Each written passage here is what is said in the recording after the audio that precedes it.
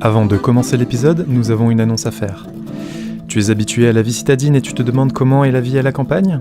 Ou bien tu vis à la campagne et tu sais qu'il n'y a pas une, mais des campagnes et tu aimerais savoir ce qui se passe chez les autres ? Alors le podcast La Diagonale du Vide devrait te plaire. Dans son podcast, Benoît Giraud nous invite à faire une promenade poétique et ludique dans la France des faibles densités de population.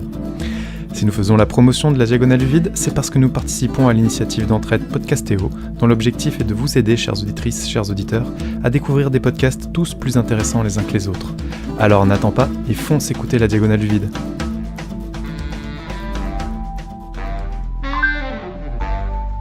Diagonale du Vide. La Diagonale du Vide est une large bande du territoire français allant de la Meuse au Land où les densités de population sont très faibles par rapport au reste de la France.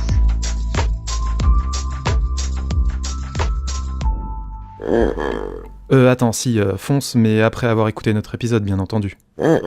Sexe, politique, absurde, internet, numérique et gadgets en tout genre. Bienvenue dans l'école des facs.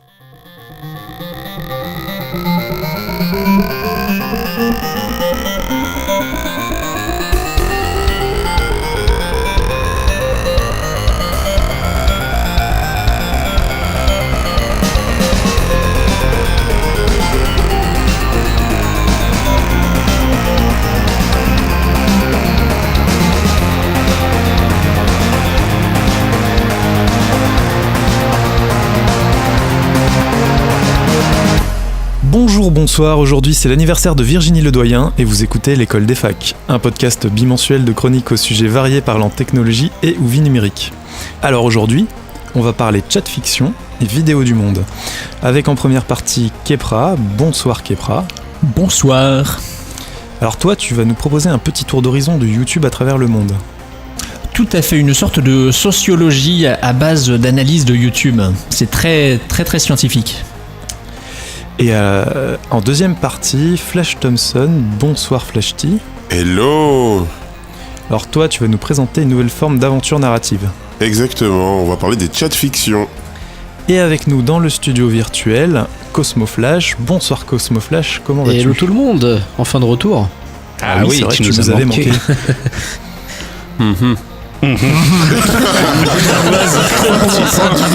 Tu nous avais pas manqué, hein. Ça va, merci Emric. Je blague. Sous-X, bonsoir Sous-X, comment ça va ? Salut à toutes et à tous, ça va très bien. Et toi, Emric, comment vas-tu ? Ça va. Et enfin, François Courtis. Bonsoir François Courtis. Bonsoir, salut à toutes. Ça va ? Salut. Le mec veut pécho. Et on va commencer sans attendre, donc avec Kepra. Kepra, le micro est à toi. YouTube, une tendance mondiale.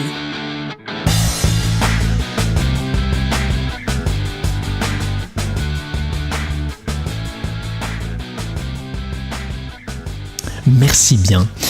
On est ce qu'on mange, paraît-il. Mais dans cette ère de l'image et de la vidéo, ne serions-nous pas surtout ce que nous consommons sur YouTube ?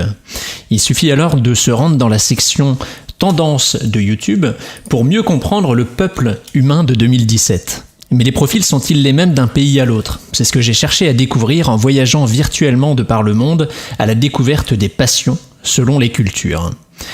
J'ai classé tout ça en différenciant les vidéos tendances par pays et dans une logique absolue et un respect des cultures le plus total, je vais vous résumer ces différents peuples en une phrase avant de comparer avec la situation en France.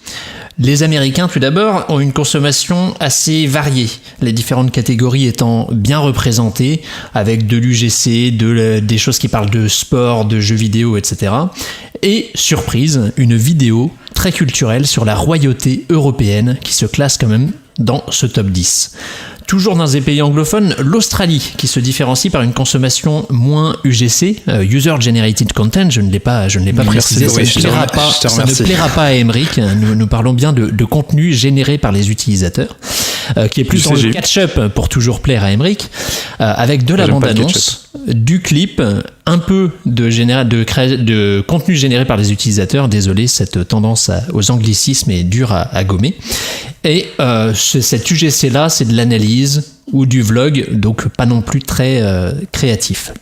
Les Allemands semblent obsédés par l'actu. Au moment où j'ai fait cette analyse, il y avait Air Berlin dans le cœur de l'actualité, avec 4 vidéos dans le top 5 qui parlent absolument du même sujet. Et le reste du top 10 était sur de l'UGC qui parle de nourriture, d'humour, de jeux vidéo et de musique. Les Espagnols, ils parlent de l'actualité qui va nous traîner un peu dans les pattes, j'ai l'impression, avec la Catalogne. Pour le reste, c'est une grande partie des contenus qui sont créés par les utilisateurs.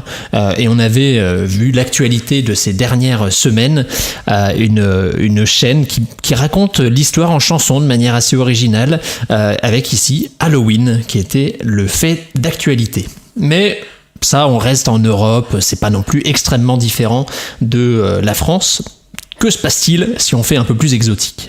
Au Maroc, on ne rigole absolument pas avec l'actu, qui truste 9 des 10 premières places, dont la grande majorité qui aborde des sujets aussi sérieux que des erreurs de protocole royal. Donc on voit une vidéo avec des flèches qui pointent les erreurs de placement d'un tel ou un tel pendant une cérémonie.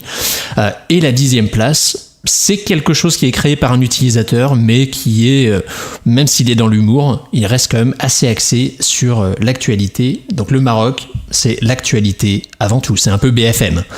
Le Brésil est très tourné vers les contenus utilisateurs, à l'exception d'une bande-annonce pour une série et une rediffusion légale, c'est important de le préciser, de MasterChef. L'humour a ensuite clairement la part belle, une grande dédicace pour un sujet qui reste avec nous depuis des mois maintenant, avec les jokes de papa, vous savez, ces vidéos où il ne faut absolument pas rigoler aux blagues les plus potaches qui soient. Et on laisse quand même la 2e place du classement à une vidéo de science sur les trous noirs. Restons en Amérique latine, dans un pays un petit peu différent, qui est le Chili. Les Chiliens semblent moins portés sur les contenus qu'ils peuvent créer eux-mêmes en tant qu'utilisateurs, et on y retrouve donc 5 clips et 2 rediffusions télé, le contenu des utilisateurs se tournant plus vers des tops et du jeu vidéo. Passons de l'autre côté du Pacifique et rendons visite à nos amis japonais. Une belle répartition entre des contenus générés par les utilisateurs et de la rediffusion de contenus existants. Le tout, évidemment, Japon oblige assez quel est le foutre, comme on dit en français, avec des défis autour de la nourriture, des extraits amusants, entre guillemets, d'animés, donc il y a beaucoup de petits rires japonais, 40 minutes à parler d'objets dérivés autour d'un jeu et des tests de jouets absurdes. Bref, rien de vraiment surprenant, mais on y retrouve quand même une part de sérieux avec un programme de débat d'actu type télé, donc il se nomme je ne sais quoi télé, mais c'est clairement un programme qui n'est que sur YouTube, et un récap de matchs de foot qui se hissent tous les deux dans le top 10. Au Sri Lanka, un magnifique pays, si je peux vous en recommander un, recommandation très numérique, on adore la musique, avec 2 clips et 3 extraits de La Voix, comme on dit en français. On consomme... Ceci est la voix. On consomme un peu comme la télé, une série romantique rediffusée légalement. J'ai adoré cette expérience. Et quand un utilisateur crée du contenu, ce n'est encore, comme pour le Maroc, pas pour rigoler. 2 commentaires d'actualité et une vidéo de culture sur un temple. Intéressant de noter que c'est le seul pays où une marque réussit à placer une pub. Enfin, je devrais dire du brand content, comme on dit, de 2 minutes. Et bravo à Rexona pour cette réussite parmi les tendances. Not a sponsor. Voilà. Les Russes, c'est un peu les amis continentaux des Japonais en termes de quel est le foutre. Ici, on retrouve un medley pot-pourri assez croquignolesque, avec des classiques comme de l'analyse d'actu, des life hacks. Je me rends compte que cette chronique n'est pas du tout adaptée aux évolutions de la langue française. Bravo dans ces life hacks. T'aurais pu faire un effort. C'est vrai. Bravo dans ces piratages, adaptations de la vie quotidienne. À la vie quotidienne, pour la pub Honor 9 qui est insérée de manière absolument pas douce en plein milieu de vidéo. Je sais pas comment il négocie ce genre de choses, mais c'était assez intéressant. Après tout, c'est la Russie. Du stream d'analyse de vidéos YouTube, du clip musical, mais aussi quelques contenus très russes sur lesquels on peut s'attarder. Tout d'abord, une vidéo de spam pour un produit miracle contre l'infertilité des femmes, qui se résume à une image statique avec un texte qui défile et qui dit aux femmes qu'elles peuvent retrouver toute la fertilité grâce à ce produit magique. Un hack pour un jeu mobile. Évidemment, c'est assez peu connu que les Russes trichent aux jeux vidéo. Et un sublime clip d'un utilisateur qui, malgré son peu d'abonnés, 373, réussit l'exploit d'atterrir à la 9e place de ce top. C'est pas non plus tout à son honneur, parce que je sais pas comment il a réussi son compte, mais il se retrouve avec 725 pouces vers le haut et 7000 vers le bas. Désolé pour cet utilisateur. Ah, la violence. L'Azerbaïdjan, qui est une destination touristique sous-estimée, a une consommation un peu plus originale. Ici, on aime la télé, et YouTube ne sert finalement presque qu'à ça. 3 rediffusions d'un talk show, 1 rediffusion d'un programme d'actualité, mais surtout 4 rediffusions de séries. En sachant que ce pays a une petite particularité, c'est que les épisodes font tous plus de 2 heures. Donc on a des épisodes de 2 heures à 2h30 diffusés de manière légale par les chaînes sur YouTube. La vidéo qui manque dans ce que je vous ai décrit, c'est une analyse par un utilisateur de l'actualité. Donc on reste quand même très sérieux, les vidéos, etc. Enfin, avant de retourner en France, faisons honneur à la francophonie en nous rendant au Sénégal. Ici, on a un poil de musique avec 2 clips, de l'actu, mais surtout, comme en Azerbaïdjan, de la rediffusion de séries télé. J'y ai pris un plaisir non dissimulé, j'ai pu y passer de belles nuits, et je vous conseille tout particulièrement Pod et Marichou, qui a une intrigue folle, qui, si vous êtes fan de ce programme, pourra peut-être vous faire oublier Plus belle la vie. C'est bien beau tout ça, on est allé à l'étranger, mais finalement en France, par rapport aux clichés qu'on peut avoir, je sais pas, vous pourrez peut-être me dire ce que vous imaginez de YouTube en France, mais on fait quoi en France sur YouTube ? Eh bien, la France est finalement le seul pays qui est, dans cette analyse, je n'ai pas analysé tous les pays où YouTube est présent, c'est le seul pays 100% trusté, occupé, par le contenu utilisateur. C'est aussi le seul pays où nous sommes totalement déconnectés de l'actualité. Et clairement, on est des sacrés rigolos quand même, parce que 5 vidéos sur 10 sont à base humoristique, principalement en sketch. Donc on a Golden Moustache et autres groupes qui permettent d'occuper fièrement ce top des tendances. On ne serait pas non plus français si on n'aimait pas manger. Donc on se retrouve avec 3 vidéos sur la nourriture et une maigre vidéo de jeux vidéo sur le jeu Minecraft. Et rien pour le foot. Le droit. Pas de foot dans le top des tendances au moment de cette analyse. Okay. Du coup, quelle conclusion ? Le foot n'était pas tendance, les tendances évoluent, il faudrait renouveler ce classement. Du coup, quelle conclusion en tirer ? On remarque que l'équipement joue sûrement un rôle, avec des pays en développement où il n'y a pas forcément l'équipement informatique, ni les connexions qui permettent de mettre en ligne des vidéos, et on consomme donc parfois beaucoup plus qu'on ne crée. Pour autant, même dans les pays développés, la part de contenu généré par les utilisateurs est inégale. Et c'est intéressant de constater, même si on peut critiquer subjectivement la qualité du contenu, que la France est quand même un sacré berceau de créateurs de contenu qui plaît suffisamment pour se retrouver dans les tendances face à, on l'a vu dans d'autres pays, il y a des contenus de marques, des contenus de médias qui se retrouvent dans les tops. En France, on réussit à avoir des créateurs de contenu qui, de manière indépendante, réussissent à se classer dans les tendances cocorico. Et vous, consommez-vous sur YouTube ? Si oui, quoi ? Et êtes-vous surpris par les différences dans ce tour du monde ? Merci Kepra. On va commencer par Flashty. Qu'est-ce que tu voulais nous dire ? Déjà, chronique super intéressante, c'est un sujet qui moi m'intéresse énormément, et c'est vrai que je suis un gros consommateur de contenu sur YouTube, plutôt pour du clip et aussi pour des émissions on va dire de vulgarisation sur par exemple j'aime bien Doc7, j'aime bien Dans ton corps, etc. Et un truc que je voulais dire par rapport à ta chronique, c'est qu'en fait, finalement, on a l'image d'un monde, justement, sur Internet qui est très mondialisé, un grand village, tu vois, où tout le monde aurait plus ou moins les mêmes goûts. Et en fait, ta chronique remet en avant les particularismes, on va dire, de chaque pays, les identités propres à chaque pays. Et c'est marrant de voir qu'on est très très différent de notre consommation, malgré la mondialisation et malgré... ce sentiment qu'on a d'uniformisation de la pensée, des loisirs, donc je trouve ça plutôt positif. Moi, j'avais une petite question sur ta méthodo. T'en as parlé un petit peu. Est-ce que tu t'es mis en navigation privée pour pas être pourri par ton historique de vues sur YouTube, etc. avant de le faire ou pas?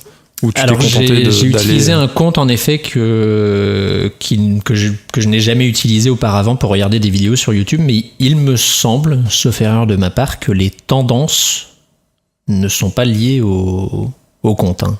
La partie tendance. Elles sont liées à tes cookies. Non, la partie tendance me semble être totalement déconnectée. C'est les vidéos les plus vues sur les dernières 24 heures. Ah ouais, non, ouais, ok, tendance. Ouais. Ok. Bon, tant mieux.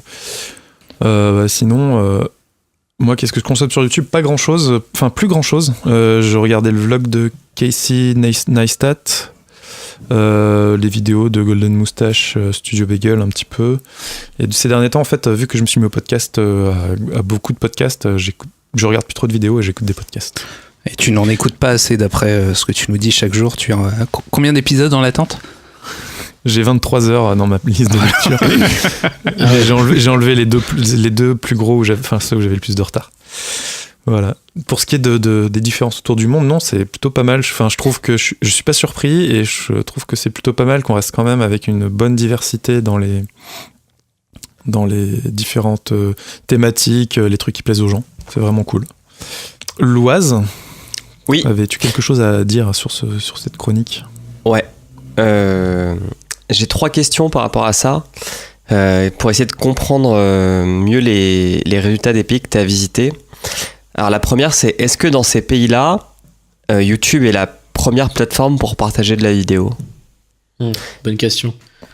Très bonne question. Et j'ai vu que tu n'avais pas pris des pays un peu exotiques, genre la Chine, j'ai le pas Japon, pris des pays parce que je pense qu'eux, ils ont des trucs un petit peu à part. Tout à fait. Je me posais la question de la Russie, où éventuellement ils seraient pas du tout les premiers. Si, il a fait le Japon. Ouais, le Japon, je l'ai pris, oui. Mais la Chine, en effet, je n'ai pas pris. Le Japon, je sais que Google reste malgré tout quand même très puissant là-bas, donc j'ai supposé. Après, j'ai pas creusé précisément. Parce que pour les réseaux sociaux professionnels, qui est le domaine que je connais le mieux entre guillemets, pour le Brésil, la Russie et le Japon, pour le coup, c'est pas LinkedIn par exemple, qui est le premier. La première plateforme utilisée, mais c'est un milieu qui est un peu plus éclaté que la vidéo en ligne. Hein. Mais au Japon, il y a Nico Vidéo notamment, qui est un équivalent de YouTube en fait, et qui est plus important culturellement, qui est beaucoup plus important que YouTube d'ailleurs. Ouais, par contre niveau qualité, c'est pas ça. Hein.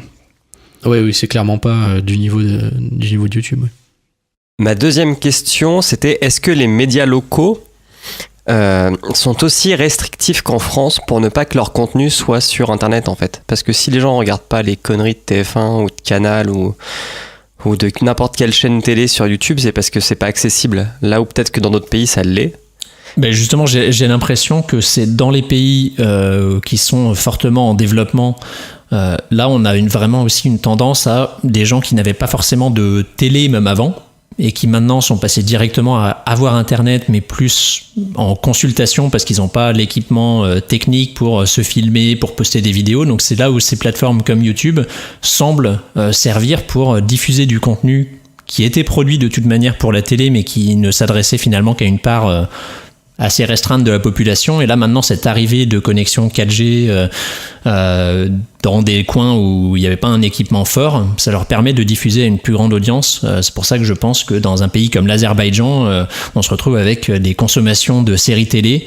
Il y en avait, c'était l'épisode 257 ou des choses comme ça. Donc c'est pas des séries qui ont été créées pour être diffusées sur YouTube, mais ça leur fait une source de spectateurs qui est plus importante. Donc en effet, je pense que c'est très lié aussi au niveau de développement du pays, la protection face aux médias. Et du coup, ça va vers ma troisième question qui était, nous on a quand même des chaînes qui ont des applications, du coup qui restreignent l'accès à YouTube de leur contenu et qui le mettent à disposition sur des applications particulières, et peut-être qu'effectivement dans les pays en développement, là elles ne développent pas un canal particulier pour diffuser ce contenu sur Internet, elles utilisent YouTube comme socle pour continuer à gagner de l'audience. Et le dernier point que je voulais dire, c'est que YouTube. Alors, j'aime bien ta tournure de phrase qui fait qu'on est ce qu'on mange et peut-être qu'on est ce qu'on regarde. YouTube, je m'en sers, je pense, comme beaucoup de gens, pour regarder des choses que je trouve pas ailleurs. Et en ce moment, je regarde beaucoup de vidéos scientifiques. Tout comme j'écoute beaucoup de podcasts scientifiques, en fait. Mais je trouve qu'il y a quand même une certaine...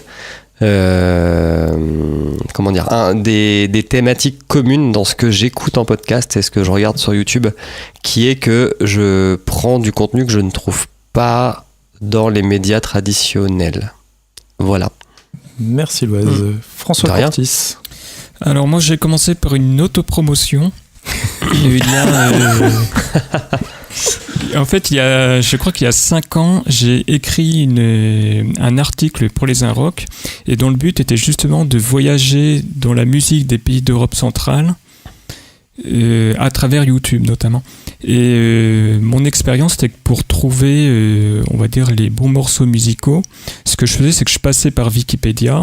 Donc, par exemple, je tapais rap sur le Wikipédia français, je changeais la langue pour trouver le Wikipédia tchèque. Wiki. Et dans les exemples...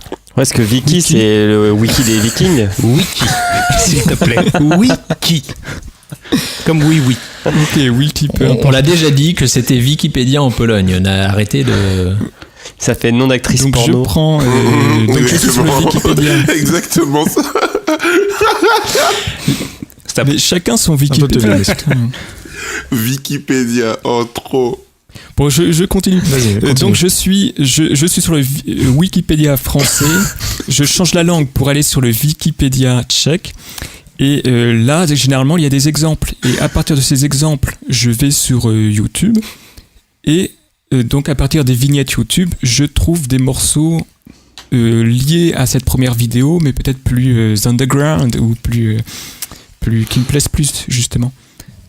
Donc, justement, j'ai trouvé ça très intéressant de jouer avec un peu un média prescripteur, Wikipédia, et après YouTube, pour se perdre dans les méandres de l'Internet. Et justement, par rapport à ta remarque sur Wikipédia et le changement de langue, on mettra en note de podcast la technique pour changer simplement de tendance. Si les gens veulent voyager à travers le monde, il suffit de changer dans la barre d'adresse avec un petit argument avec les lettres le code ISO du pays pour se retrouver et voyager ailleurs dans le monde. Et j'ai commencé donc avec une autopromotion et je vais continuer avec un teasing de ma prochaine chronique. Ça ne s'arrête jamais. À cœur de l'attention. Parce que je pense qu'en novembre ou décembre, on va faire une chronique très intéressante. On va faire un peu comme ça, ce que Kepra a fait, mais avec les podcasts. Sauf que moi, je vais me contenter de l'Europe. Étant donné un peu mes positions politiques assez protectionnistes. Et voilà. Bon, le troisième point, peut-être pour vraiment revenir à ta chronique, en fait le seul point qui s'attache à ta chronique, c'est... moi je me demande si en fait c'est pas... en fait tu l'abordais un peu aussi. Si l'algorithme YouTube pour générer le top, est-ce qu'il ne serait pas justement mal adapté aux pays pauvres? C'est-à-dire qu'il doit exclure les vidéos qui ont été tournées avec des équipements de mauvaise qualité, et comme au Brésil ou je sais pas où, en Afrique, ils ont que des mauvais téléphones, donc de fait, ils sont exclus du top. Et alors d'après les vidéos, la qualité n'était pas directement liée au fait d'être présent ou pas dans le top Alors, je pense pas que ça soit directement lié. Alors, si je peux me permettre justement de répondre à ce point précis-là, j'ai pas mal travaillé avant de balancer l'école des facs sur YouTube. Effectivement, les vidéos en 1080 sont mieux référencées que les vidéos en 720 et crescendo vers le bas à ce niveau-là. Et juste pour corriger un tout petit point, c'est pas les vidéos qui ont le plus de vues qui se retrouvent dans le top tendance, mais les vidéos qui ont le plus de pouces bleus. Et YouTube a changé en fait son algorithme récemment et ça a créé une grosse polémique dont on n'a pas parlé à l'époque parce qu'on ne s'attache pas à l'actu, mais aujourd'hui c'est surtout les pouces bleus qui comptent et non pas le nombre de vues. Et dernier Merci, point Suzy. que je voulais ajouter, c'est finalement pour Ah non, pardon, ok, je laisse. Non, mais il me dit merci Suzy, comme je ferme ta gueule, c'était pas intéressant. Non, c'était. Ok. À mon avis, c'est ce qu'il a voulu dire. Je veux pas foutre la merde, mais j'ai l'impression qu'il a dit ça. Quoi? Mais pas du tout. Vas-y, reprends. Je le remercie Curtis. de son intervention pour éclaircir le sujet. Reprends Curtis. Le débat. Studio, le fait qu'en France il y ait beaucoup de contenu user-generated content, est-ce que finalement c'est pas la victoire des studios YouTube qui, en plus d'avoir un studio, donc une infrastructure, aussi, je crois, organiser des cours pour les YouTubers. Et est-ce que finalement ça, c'est pas quelque le succès chose, c'est une chose qu'ils font dans la plupart des pays, enfin ils le font en Angleterre, ils le font aux États-Unis, ils le font dans la plupart des pays développés avec une population assez importante. Et c'est pour ça que c'était intéressant, je trouve, de voir qu'il y avait malgré tout ça une différence quand même. Donc après, je pense que c'est qu'en France, on s'est assez vite structuré avec des équivalents de labels, enfin les Golden Moose, des collectifs ou autres qui se sont mis à vraiment créer des contenus où il y avait un goût pour le côté qualitatif. C'est vrai que les contenus qui sont créés en France, qu'on aime ou pas, parce que c'est très souvent de l'humour, mais qu'on aime ou pas l'humour qui est là, la qualité de réalisation pour du contenu initialement amateur est quand même relativement bonne. Ok, merci Kepra. Cosmo Flash. Ouais, ce qui me paraissait intéressant quand même dans ce que dans ta chronique, c'était quand même la place de la télévision qui reste importante, d'une. Et, tu viens des anciens médias, toi, non ? Non. Non, mais c'est marrant parce qu'on a tendance à croire que la télévision va mourir, mais en fait, elle trouve des chemins annexes pour continuer à vivre. Et au final, on se rend compte que la production télévisuelle reste quand même supérieure au contenu utilisateur dans beaucoup de pays. Bon, c'est pas le cas en France du coup. Et en France, c'est vrai que les youtubeurs, ils ont tendance à être un peu des médias en eux-mêmes. Alors du coup, il y a les Golden Moustache et autres Studio Bagel, mais même, enfin, je veux dire, tu vois, Cyprien sort une vidéo, Norman sort une vidéo, c'est un événement à chaque fois. Et il y a très peu de youtubeurs populaires, on va dire, en France, qui font dès qu'ils sortent une vidéo, ça truste directement les places des tendances. Ce qui est vachement différent peut-être des États-Unis, il y a beaucoup plus de youtubeurs et beaucoup plus de gens abonnés à beaucoup plus de trucs, donc les gens regardent peut-être plus de choses différentes dans d'autres pays, j'en sais rien. Donc c'est peut-être ce qui explique que l'humour prend 50% des tendances en France, quoi. Mais c'est marrant ce que tu dis parce que Cyprien et Norman, c'est pas des mecs qui ont fait une série pour TF1 il y a pas très longtemps? Bah maintenant, ouais, tu vois, donc ils ont pris la thune qu'ils avaient à prendre, c'est tout. Donc la télévision définitivement n'est pas morte. Et YouTube n'a pas tué la télévision. Et sinon, qu'est-ce que je regarde sur YouTube? Justement, je regarde pas mal de replays de télévision américaine, genre les Late Show, Stephen Colbert, Trevor Noah, tout ça là. Je regarde beaucoup de trucs chelous que je trouve à droite à gauche. Et sinon, ouais, j'ai pas mal regardé de vlogueurs, donc Casey Neistat et puis d'autres, des anglais comme Fun for Louis, Ben Brown, tout ça. Donc j'engage les gens qui ne connaissent pas à aller regarder à quoi ça ressemble. Voilà. Merci Cosmo Flash. Sous-X, qu'est-ce que tu voulais dire sur cette chronique? Alors, pas énormément de choses. Il faut savoir que Kepra nous a mis à disposition. Il faut savoir que Kepra nous a mis à disposition un tableau en fait où il a fait le classement des différentes choses. On vous le mettra à dispo sur le site, bien entendu. Mais ce que j'en retire, j'en retire une chose différente en fait de quand j'écoute ta chronique, c'est que on a beaucoup dit lors de ce débat que les niveaux de vie en fait impliquaient, changer le contenu des tendances, c'est-à-dire est-ce qu'on a la possibilité de créer ou pas du contenu. Et quand je regarde le tableau, je m'aperçois qu'au final il y a quand même beaucoup d'UGC, donc de User Generated Content, dans pas mal de tops, et qui sont pas énormément à avoir uniquement ou de la TV ou des professionnels qui mettraient à dispo des trucs pour faire de la pub ou ce genre de choses. Après, c'est des niveaux différents de création par les utilisateurs, c'est-à-dire que dans les pays qui sont moins développés, c'est plus on reprend des images qui viennent d'ailleurs et on les commente et il n'y a pas une création ad nihilum. Ah non, on peut pas parler latin non plus. Si, tu peux, on traduira. On traduira. Racine chrétienne et latine. C'est le papa langage. Avec une didascalie sous-titrée. Oui, c'est plus de la reprise du travail un peu... Je dis pas que c'est simple de faire de la curation, mais c'est un peu moins créatif que ce qu'il peut y avoir dans d'autres pays, et ça nécessite moins d'avoir du matériel, surtout pour filmer et pour mettre en ligne des contenus avec des montages qui vont être nécessaires, etc. Donc c'est là où je parlais de création à proprement parler. Ouais, mais tu l'as quand même mis dans 3 petits points. Tu l'as quand même mis dans la section UGC.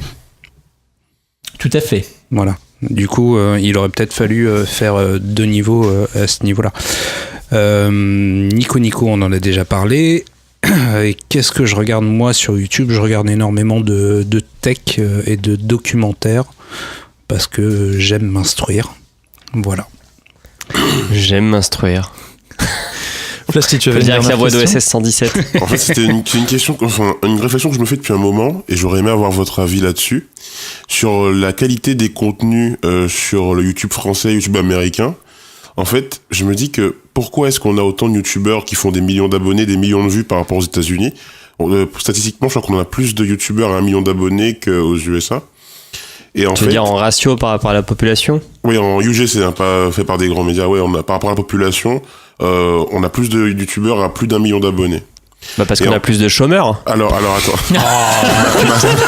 Ça, c'est le pas point faux. Macron. C'est vrai qu'on est vraiment un pays de grosses flemmasses. Les États-Unis sont un pays de plein emploi et on l'est pas. Non, mais la question que je me posais, moi, c'est quand on voit le contenu à la télévision américaine. On voit Game of Thrones, c'est HBO. Tu parlais de Stephen Colbert, de Trevor Noah, de Jimmy Moi, je regarde Kimmel. pas que ça. Hein. Oui, non, je mais regarde aussi des trucs scientifiques, moi. Ouais. Non, mais Attends, voilà, et voilà. Ouais, je suis scientifique, excusez-moi, putain, je suis dans la finance. Non, mais les produits, enfin, la production audiovisuelle américaine, elle nous nique 10 000 fois, tu vois. Et c'est pour ça que leurs vidéos sur YouTube, justement, elles font le tour du monde, il y a beaucoup de gens qui les voient. Et nous, à la télé, il y a un manque. Je veux dire, nos meilleures émissions en termes de vues, c'est Danser avec les stars, qui est un produit américain d'ailleurs, Touche pas à mon poste et Quotidien, tu vois. Donc forcément, il y a un manque en France, et du coup, les mecs, ils se disent, bah moi, je vais faire des vidéos sur YouTube parce que la télé française, c'est de la merde. Et en prenant d'ailleurs exemple sur les Américains. Alors ma question, c'est est-ce que cette vision-là, c'est quelque chose qui pour vous est vrai, ou pas du tout, la qualité des productions n'a rien à voir avec l'envie ou pas de faire du contenu sur YouTube? Non, moi c'est juste, je pense juste, on a proportionnellement plus de youtubeurs à 1 million d'abonnés, simplement parce que on a une population moindre, donc on a potentiellement moins de youtubeurs, et donc le nombre de vues se disperse moins. C'est ça, ouais. C'est ce que je dis. Je pense que c'est ce qui est fait. Ouais, je pense aussi. Bah, puis les chômeurs, ça me plaisait. Moi, c'était pas mal comme réponse, les chômeurs. Puis en France, on n'ose pas trop, les télévisions n'osent pas trop mettre leur programme sur YouTube. Voilà. Même si ça leur offrirait en fait un nouvel espace économique. Ouais, enfin, Game of Thrones, on ne le trouve pas sur YouTube non plus. Hein. Comment ? On paye pour l'avoir. Enfin, les contenus de très haute qualité faits par les chaînes de télé, on ne le trouve pas sur YouTube. Non, parce que tu vois, par exemple, Cache Investigation, Le Plus Grand Pâtissier, tout ça, tu le trouves en entier sur YouTube, tu vois. Pour information, ça n'a pas l'air de déranger Dailymotion que des séries américaines se trouvent sur leur plateforme. Ils doivent chercher à avoir des vues. De toute façon, Dailymotion, on parle d'un mort-vivant, quoi. Mais ça existe encore, Dailymotion ? J'ai cherché un nom de série et... Ah, pourtant, Chroma, c'est fini, alors... Non, c'est fini. Plus personne sur Dailymotion, du coup. De toute façon, Chroma, c'est sur YouTube maintenant. De toute façon, enfin, dès le début, c'était sur YouTube. Eh bien, c'est sur cette note de tristesse pour Dailymotion que nous concluons cette première partie, et on va enchaîner avec la chronique de Flash Thompson sur les chat-fictions. Littérature 2.0.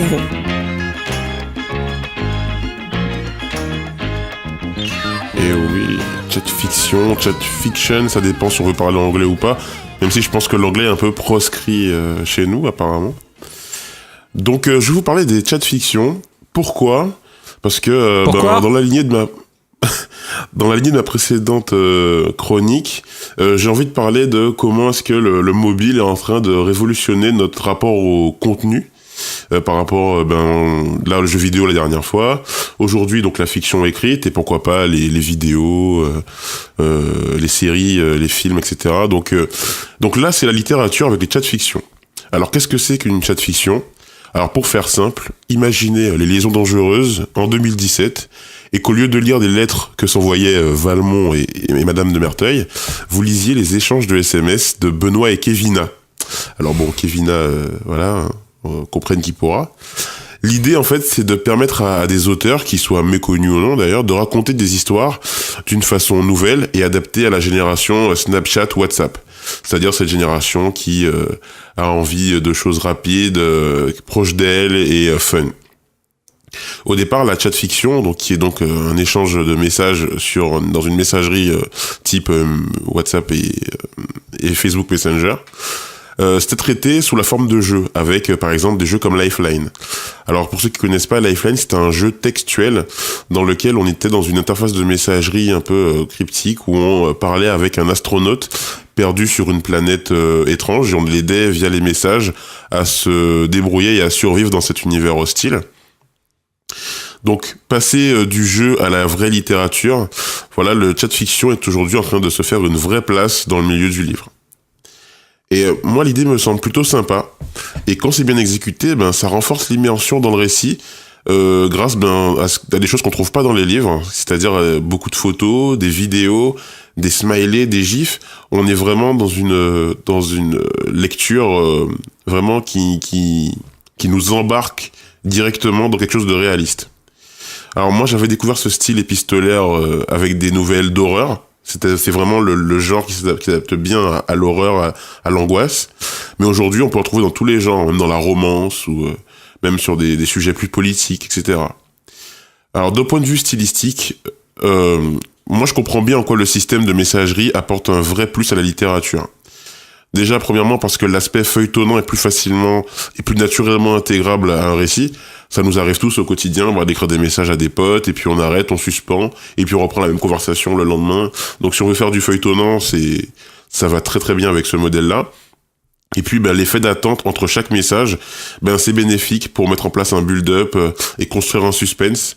C'est un modèle qui fonctionne assez bien. Et donc la chat-fiction est en train de devenir quelque chose de très apprécié chez les jeunes, avec par exemple l'application Hooked qui a déjà été téléchargée près de 2 millions de fois. Donc c'est vraiment une tendance de fond à bien observer.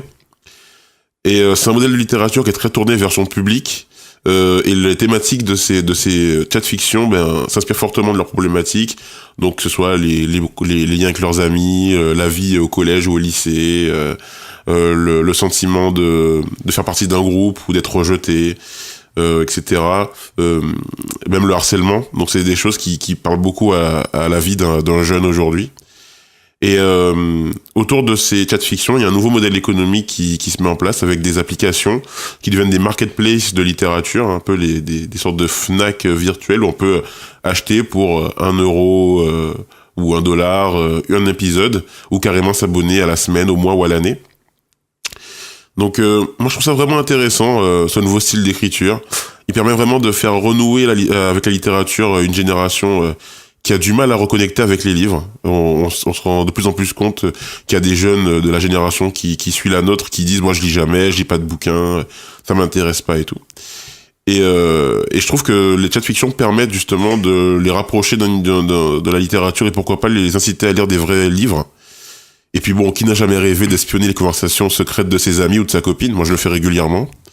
Pas plus tard qu'il y a 2 minutes, je lisais encore les SMS de ma voisine, donc il faudrait que je la sorte du congélateur. Bref, les chats fiction, c'est la littérature augmentée et je trouve ça très très très cool. Et avant de finir ma chronique et de vous laisser réagir sur le sujet, je vous quitterai pas sans vous avoir proposé 1 ou 2 applis de fiction pour la route. Donc il y a. Vas-y, mets-en 3, tant qu'on y est. Ouais, allez 3. Allez, le 3e c'est pour moi. Alors il y a Yarn, l'une des plus connues, qui propose un catalogue de chat fiction assez large et en plus une ergonomie qui est assez intéressante et c'est gratuit sur l'App Store. Il y a l'application Tap qui est éditée par Wattpad. Je sais pas si vous connaissez Wattpad. C'est une marketplace de e-book qui s'est lancée dans la chat fiction et qu'on peut aussi avoir sur Android et iOS. Et enfin Hooked qui est l'application qui a le plus de succès en ce moment, comme je disais un peu plus haut, et qui enrichit le concept en se mettant en pause 30 minutes au moment du cliffhanger. Donc histoire de renforcer l'attention et de donner encore plus envie de lire. Voilà, bon, ben, moi c'est vraiment un truc qui m'a vraiment plu et j'espère que vous vous y mettrez aussi puisque c'est vraiment intéressant à lire. Et prochainement dans Mobile World, ma chronique sur le monde du mobile, le mobile qui révolutionne le cinéma. On va parler bien sûr de Stranger Things d'ailleurs dans cette chronique, donc à très vite. Merci Flash. Bien, merci Flash pour cette chronique et puis ces petites suggestions d'applications pour se détendre avec des petites chats de fiction. Alors, moi, je vais commencer avec des petites suggestions de nouvelles formes d'aventure narrative. Comme ça, on revient pas dessus et on reste dans le sujet. Parce que c'est vrai qu'avec les chats fiction, il y a aussi avec Twitter 2 petits trucs qui sont apparus, c'est les histoires fictives en fil de discussion Twitter, quelqu'un qui enchaîne, et les fictions en un tweet, par exemple les tiny stories ou les short sci-fi fiction. Ça existait avant ça, mais... Oui, mais c'est... Ouais. Mais enfin, voilà, voyons, ça existait avant. Qui sont Envoie un voyant. Ils sont bien Vous développés, n'étiez pas là. Pour revenir sur ta chronique, t'as parlé des discussions SMS ou WhatsApp ou Messenger qui se continuent et moi j'ai l'impression que c'est un truc qui est devenu presque la norme, quoi. On commence plus par bonjour ou on finit plus par au revoir quand on finit de parler de quelque chose. En fait, on enchaîne directement sur le dernier message qu'il y avait sur la discussion et puis la discussion en fait devient carrément, comme tu le disais, une espèce de feuilleton. Je sais pas si ça vous arrive à vous aussi. Bah, en fait, c'est un truc, Je ne connais personne. C'est un effet de style de millénial. Je n'ai pas de smartphone. Non, mais ça a inventé une figure de style en fait, ce que tu dis. C'est-à-dire que maintenant, les chats de fiction, une bonne chat de fiction commence pas par une intro très directe, quoi. Ça commence par bon, alors on s'était dit un truc, qu'est-ce qui se passe, voilà. comment ça se voit, tu vois, direct. Wesh, ma gueule, t'es où? Moi, je parlais pas spécialement des chats de fiction, mais vraiment des discussions avec les contacts, et que du coup, la chat de fiction s'intègre vraiment bien dans le quotidien. J'avais testé Lifeline, qui est un jeu très chouette. Je l'ai refait plusieurs fois pour essayer d'avoir une fin heureuse.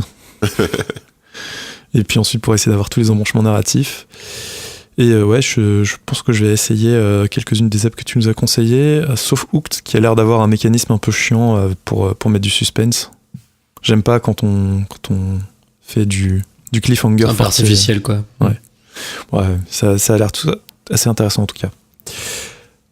Loise, que voulais-tu dire à propos de ce sujet? Le sujet il est intéressant, mais moi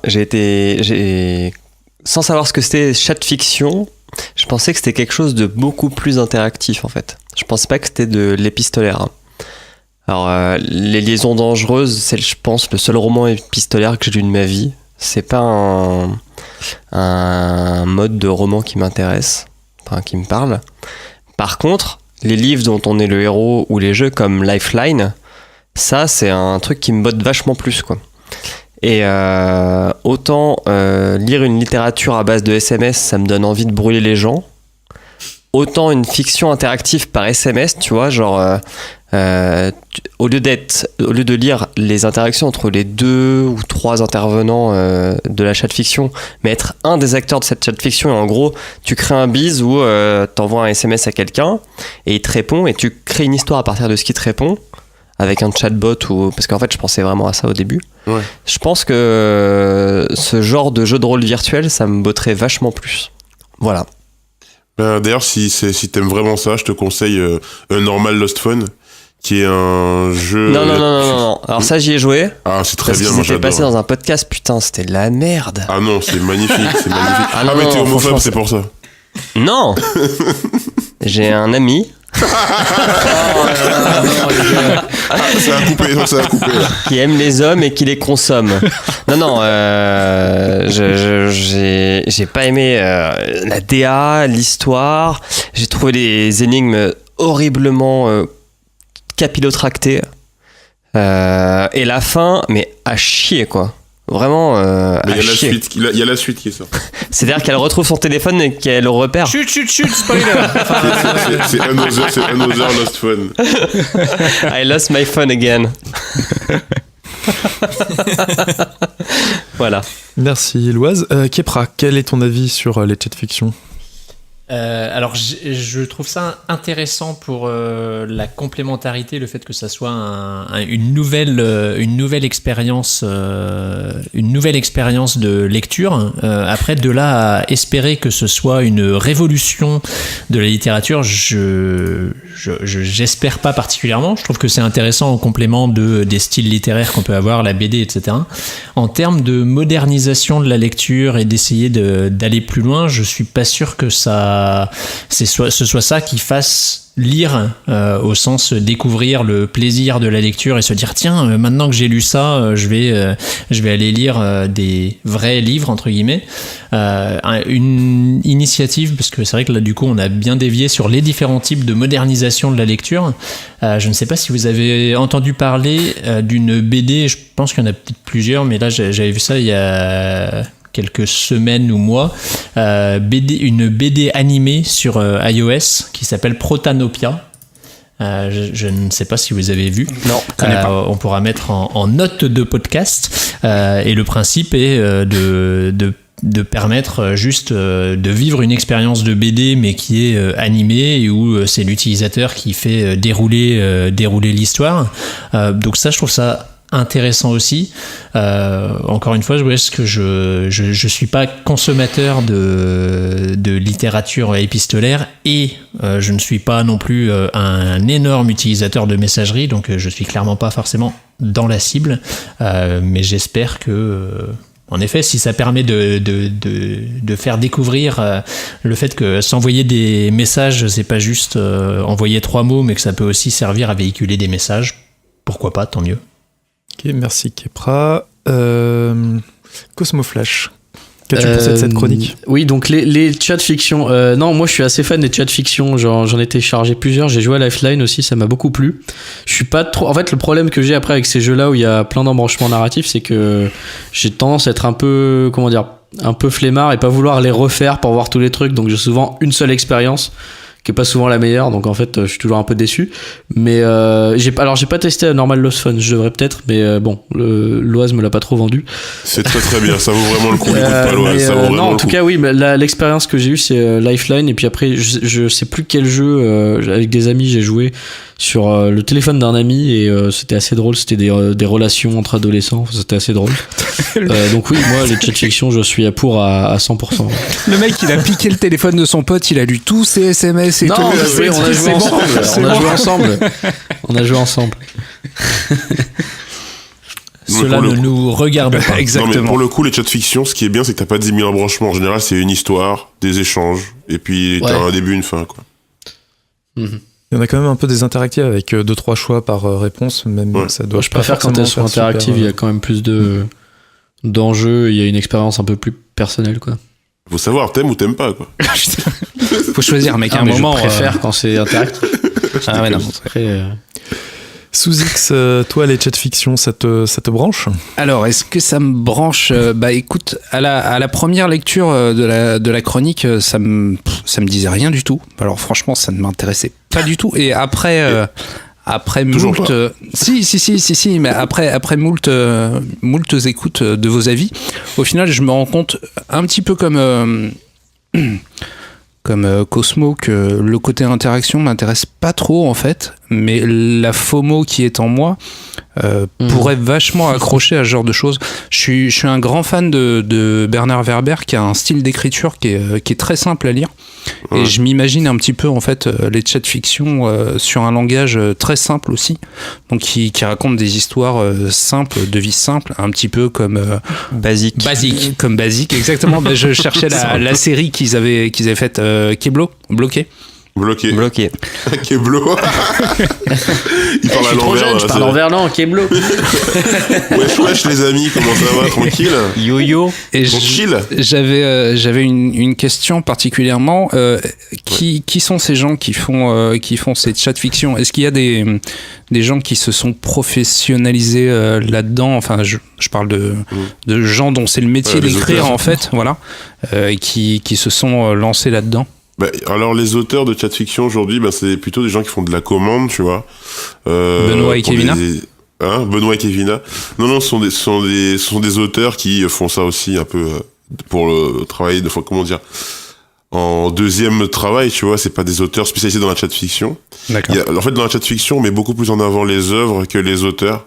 Parce qu'en fait, il faut être en immersion et qu'on ait l'impression que la personne qui écrit et qui raconte, c'est vraiment elle qui vit l'histoire et pas une histoire qu'on a inventée.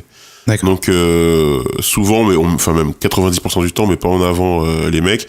Et avant que ça devienne des chats fiction dans des applications très cadrées, c'était des creepypasta qu'on se passait et l'idée c'était de dire j'ai chopé des messages d'un pote et tout, c'est bizarre, non, regarde, il s'est passé un truc chelou. Ouais, ça. Donc, l'idée, Tu as utilisé le terme de creepypasta?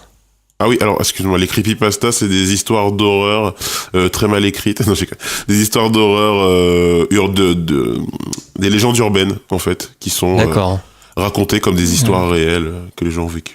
Je trouve qu'il y a un effet quand même assez marquant, c'est le stalking, enfin limite dans ce truc-là. Enfin, c'est voyeur un petit peu comme dans A Normal Lost One, qui était à 10 centimes sur le Play Store pendant un moment. Vous auriez dû sauter sur l'occasion. Ça vaut pas plus, hein.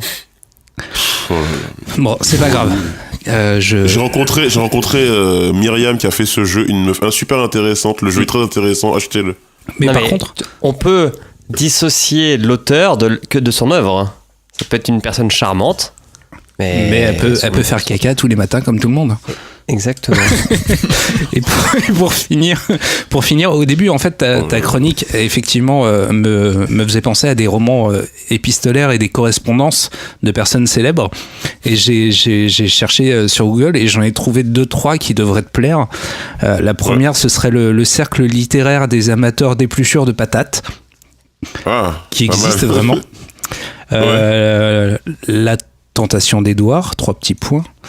Correspondance passionnée, 3 petits points. Lettre à un jeune poète, 3 petits points. Correspondance à 3, été 1926, 3 petits points. Ouf. Et mémoire de 2 jeunes mariés, 3 petits points. Ah non, ça va, non, ça va. Et quand Wikipédia frappa à ma porte, 3 petits points. Et effectivement, les liaisons dangereuses restent l'une des plus connues. Voilà, c'est tout pour moi. Merci Sous-X. Et enfin, François Courtis, quel est ton avis sur cette nouvelle forme d'aventure narrative? Alors, mon avis, c'est une grosse expiration de type... un paix donc. Un bon gros paix des familles. Non, franchement. Vous êtes sûr que vous voulez lâcher le diable? Moi, je dois être juste trop... je dois être trop élitiste pour m'intéresser à ce genre de merde. Ou trop vieux peut-être. François Courtis soupire alors de désespoir. Non, mais en fait, la première approche, ça m'a fait penser aux livres édités en 2009 de type roman écrit en tweet ou ce genre de conneries qui puait le marketing à 2 balles. Mais bon, d'après votre conversation, c'est un peu plus élevé.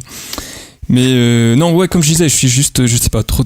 Ça me branche pas du tout d'imaginer des livres écrits en SMS. Ouais, je sais pas, je pense que et surtout aussi le point qui vraiment me fait hurler, c'est le point jeune, quoi. Le point, ah oui, les jeunes vont commencer la littérature avec ce genre d'application. Et moi, ça me fait vraiment penser aux profs de français qui rappent. Genre, yo, beau marché, aujourd'hui, on va faire le mariage de Figaro, yo. Pour moi, c'est ignoble. Attends, quand t'es jeune, tu as Fantomètre, c'est fait pour toi, c'est un livre, puis t'apprends là-dessus. Trop bien. Mais c'est quoi cette sacralisation du livre? Pourquoi est-ce qu'une chat fiction, tu t'en as jamais lu en plus, pourquoi une chat fiction, ça serait forcément moins bien qu'un livre? Fantomètre, c'est de la merde. Non. Oh là là là là là là, t'as jamais vu Fantomètre, hein? Mais vous êtes des vieux, c'est pour ça que vous aimez ça, mais c'est de la merde. Non, mais le truc, c'est que la littérature, en bouquin que toi, en science-fiction.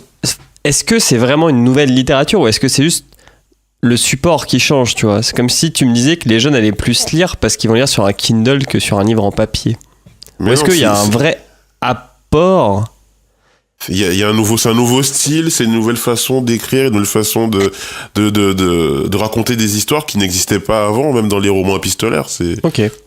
Mais là où je peux rejoindre François, c'est que la littérature et le fait de lire des livres, des romans ou des essais, normalement c'est censé former ton vocabulaire, ton cerveau, ton phrasé.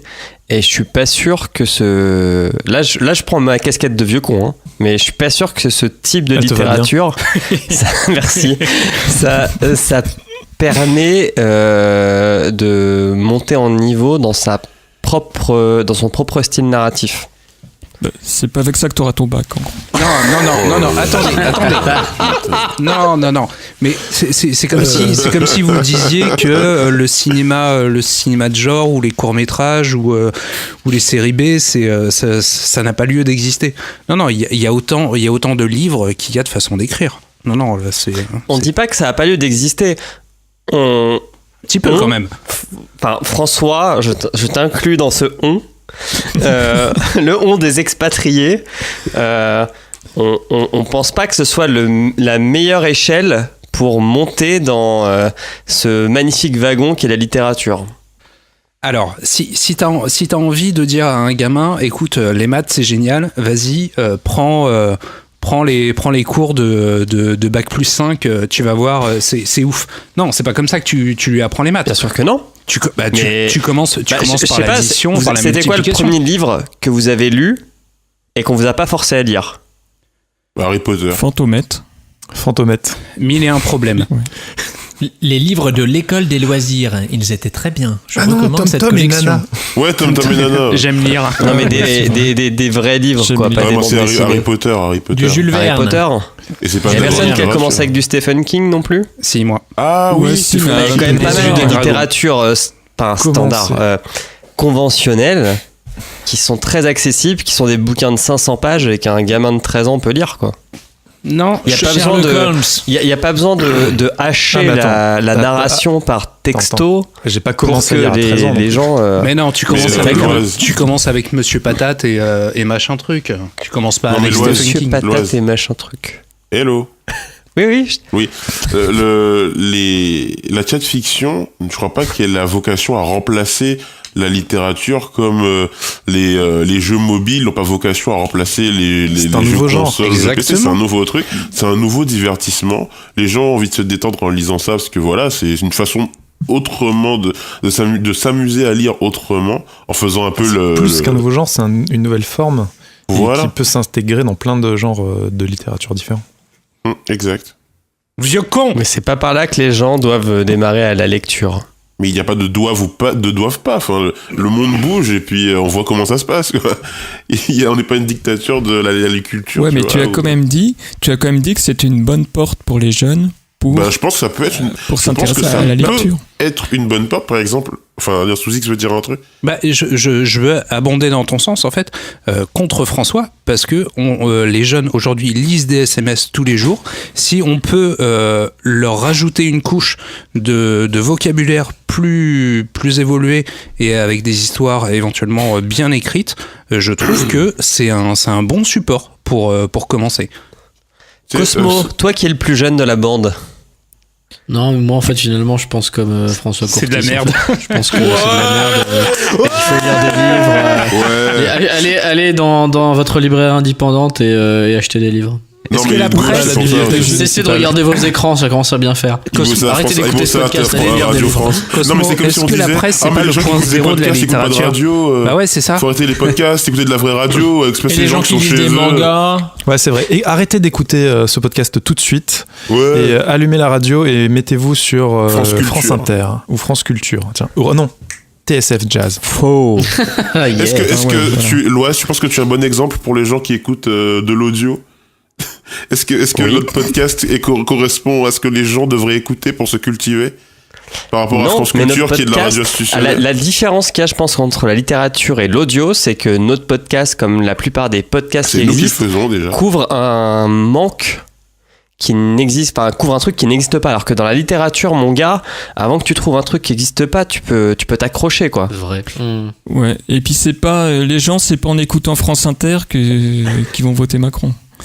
Et voilà, c'est sur ce Et message ils vont trouver politique un qu'on travail. termine cette deuxième Moi, partie. j'abandonne.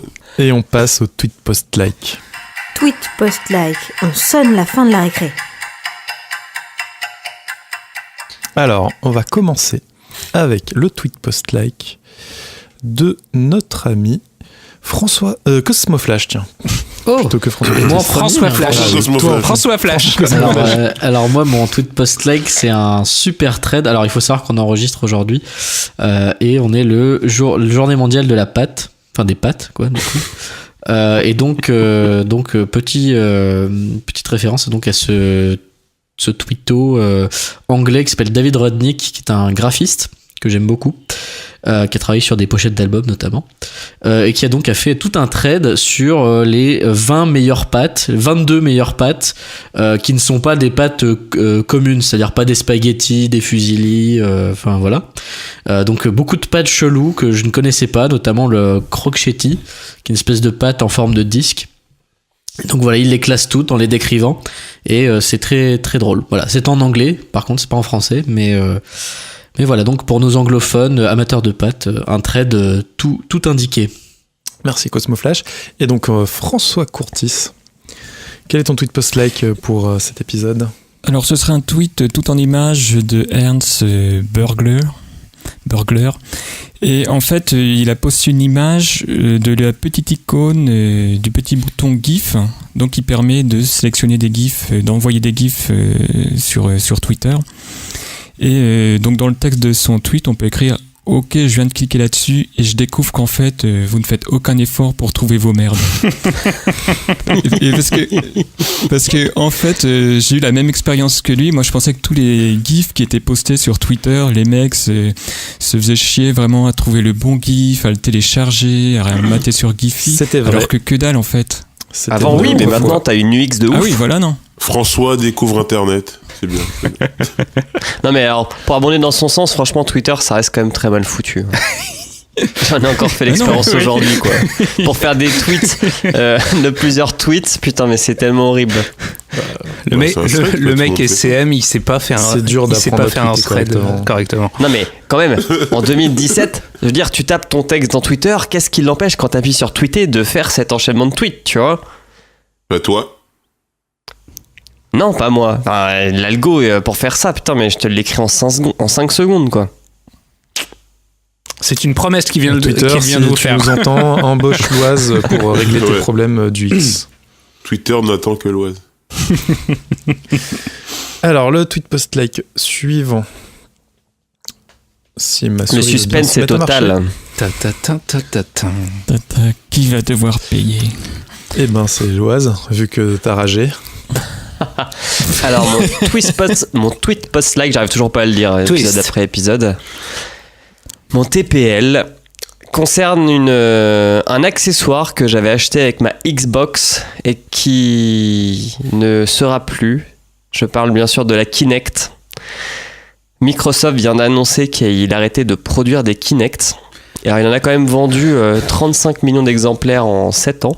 Dans 20 millions pour les PCistes. Je sais pas, honnêtement je sais pas, moi je l'avais, je dois avoir 4-5 jeux qui marchent avec la Kinect. T'as bougé ton corps sur Dance Central ? J'ai bougé mon corps sur des jeux de dance. D'ailleurs, petit instant auto-promo, mais on en parle dans un épisode de G7. Et c'est un accessoire qui marchait vachement bien, et je sais pas pourquoi les gens ont... Enfin, pourquoi ça a pas pris, quoi. Parce Ouais, que c'est un peu bizarre comme sextoys en même temps. ouais, t'as l'air un peu débile quand même quand tu danses devant ta télé. Peut-être le prix. Non mais moi j'ai un jeu, le prix, Et le prix quoi, du 100 les balles gens n'ont pas envie de danser en fait, au devant départ, leur il était console. vendu avec la console en bundle et ça faisait un prix plus élevé que la console seule. Et je pense qu'il y a beaucoup de gens qui étaient psychologiquement pas prêts à payer les 200 balles de plus pour avoir le Kinect. D'accord.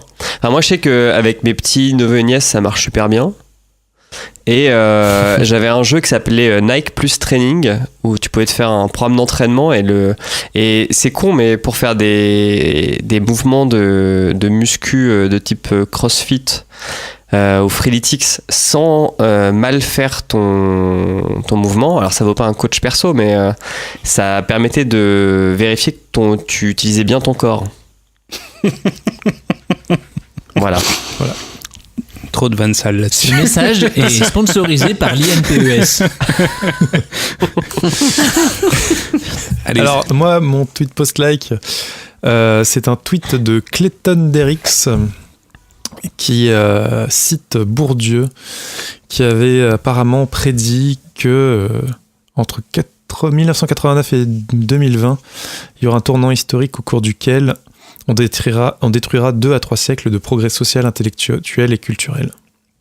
Voilà, je vous invite à lire la citation en entier. Et il a dit ça quand ? Il avait vu juste. C'était en 1999. En fait, t'as voulu me voler mon trophée de vieux con de l'émission. Je te jure, c'est l'émission des vieux cons aujourd'hui. De toute façon, Internet, c'est de la merde. Ah bah attends. Voilà, Benoît Hamon est intervenu, c'est bon. Et enfin, sous X, quel est ton tweet post-like de cet épisode ? Eh ben, on va rester dans la tendance vieux con et même on va protéger nos frontières, voire même nos villes, puisque c'est un tweet d'Alain Juppé. Parce que vous n'êtes pas sans savoir... Le meilleur d'entre nous. Vous n'êtes pas sans savoir que la SNCF a mis en place la ligne à très grande vitesse entre Paris et Bordeaux. Et que tous mes amis que je salue, parisiens, bobos parisiens, etc., viennent de plus en plus à Bordeaux et font monter le prix de l'immobilier. Et du coup, il y a des petits malins à Bordeaux qui récemment ont décidé de faire imprimer des stickers avec marqué les Parisiens dehors ou rentrez chez vous. Et Monsieur Juppé a tweeté en répondant à cela: les attaques anti-nouveaux arrivants à Bordeaux sont une honte. J'envisage de saisir la justice. Notre ville est accueillante et le restera. Donc j'ai envie de dire à tous ces gens anti-parisiens qui veulent venir s'installer à Bordeaux, oui, venez. On est bien, mais n'essayez pas de faire de Bordeaux un Paris qui n'est plus aujourd'hui. Paris n'est plus. Bordeaux est bien. Foutez-nous la paix. Voilà, des bisous mes amis. Merci sous X. Et c'est ainsi que se termine l'épisode 13 de l'école des facs. Chères auditrices, chers auditeurs, merci de nous avoir écoutés. On essaiera de sortir un vendredi du coup, vu que c'est le 13. N'hésitez pas à nous envoyer plein d'amour sous forme d'étoiles sur iTunes. D'ailleurs, si vous avez des sujets sur lesquels vous souhaitez nous entendre, vous pouvez nous les suggérer dans un commentaire 5 étoiles et promis, on se penchera dessus. Moi, je prends les formes d'amour en forme de sexto. Hein. Si vous souhaitez réagir et pourquoi pas intervenir dans une prochaine émission, faites-nous signe. On est présent sur Twitter et Facebook @École des Facs. Et comme l'a dit sous X, on est maintenant sur YouTube, l'École des Facs podcast. Vous pouvez également retrouver les liens de l'émission sur notre site écoledesfacs.fr. Mes amis, je vous laisse le mot de la fin. Téléchargez Another Lost Fun. Exactement. Et il est plus à 10 centimes par contre. Ah. Bon bah tant pis. Allez, ciao, ciao. Allez, à dans 2 semaines. Bonsoir. Vive la Suisse. Écoutez la diagonale du vide. Ah oui. Écoutez la diagonale du vide. Et la perpendiculaire du vide. Allez, ciao, ciao.